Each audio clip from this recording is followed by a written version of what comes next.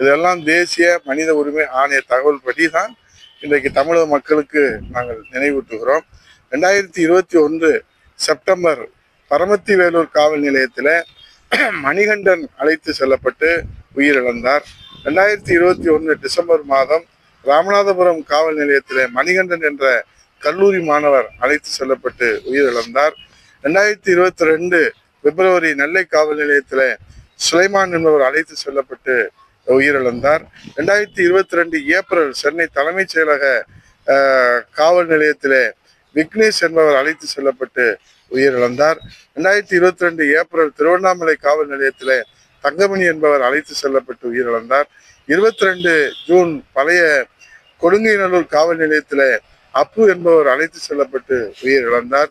2021 2 மரணம், 2022 4 lockup death மரணம், 2023 7 lockup death மரணம் என்று ஏதோ வரி உயர்வு போல மரணத்தினுடைய எண்ணிக்கை உயர்ந்து கொண்டே இருப்பது. லாக்அப் இதுவரை 25 என்று நமக்கு செய்திகள் தெரிவிக்கிறது.